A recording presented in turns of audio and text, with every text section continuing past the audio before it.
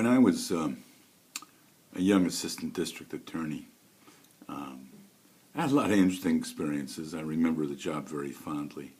But one of the things that came about was I got known in the office as sort of an expert on lineups.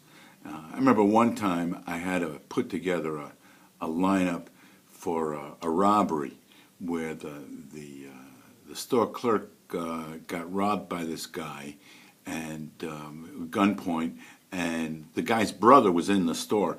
But the guy's brother really didn't have anything to do with the crime. He was just there. At least that was the story.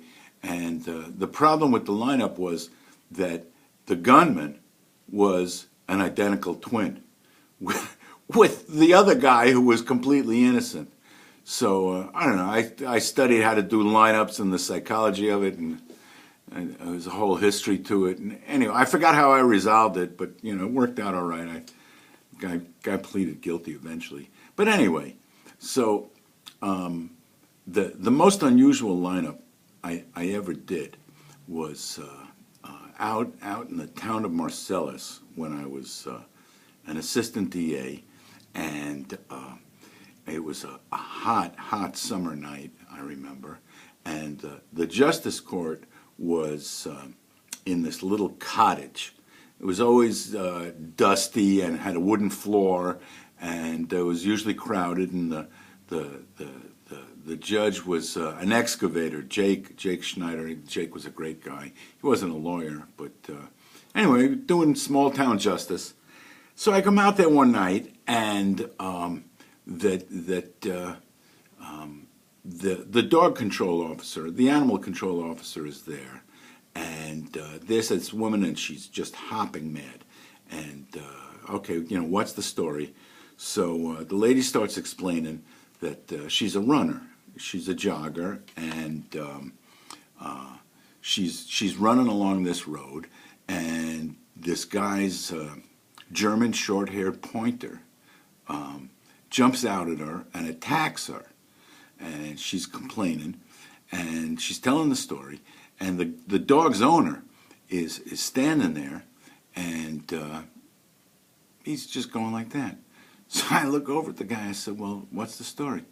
The guy says, "It's not my dog." So she says, "Don't give me that shit. I know your dog. I run by your place all the time." The guy says, "Look, I never let the dog off the leash. There are 3 other German short-hair pointers in the neighborhood. It's got to be one of them." Lady says, "Oh, that's nonsense. The animal control guy is just standing there. He doesn't know what to do."